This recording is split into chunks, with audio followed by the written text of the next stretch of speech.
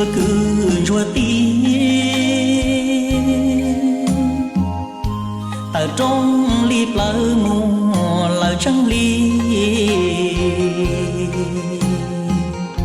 chỉ mua lăng thư dùa nô mong ly tu xia chắp lỡ của mùa tự xì lúa cứ lúa tí ta lúa dương gì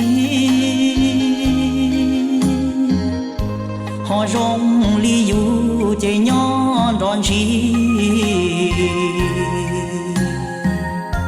mùa y họ rong chơi lúa xin gì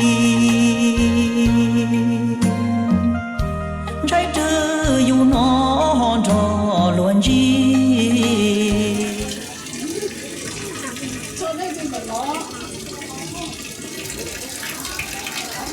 chị đồ cho nó chị nó nằm nó sắp bột á chị mà đi đồ cái nó bộ lấy mà đi cô. This is the bathroom, toilet. Ní cô vẫn chơi gạo ơn nữa. This is the toilet in the house. Cho có ta đi với nó. Ta chắc là dùng nó còn chút nữa. Bây giờ không nữa. mà mua u chia mu kia dư nhung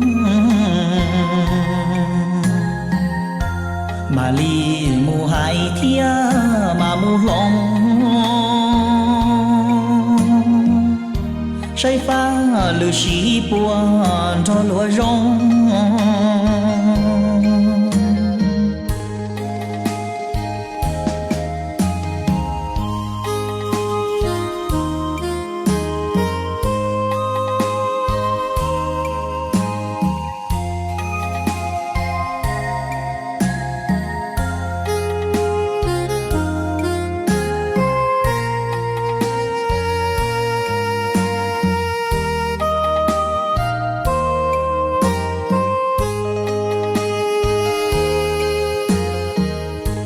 qua nền tiền nó tu xia chắp lỡ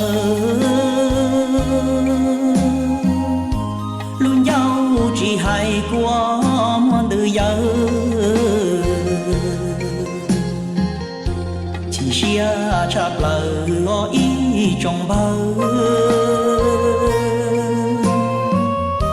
lo nia xa tiền chơi tí đại tờ tại trong liệp lờ lo chi rong rong mà mua u chia mu kia dư nhung mà li mu hai thia mà mu long say pha lư sĩ buồn cho lúa rong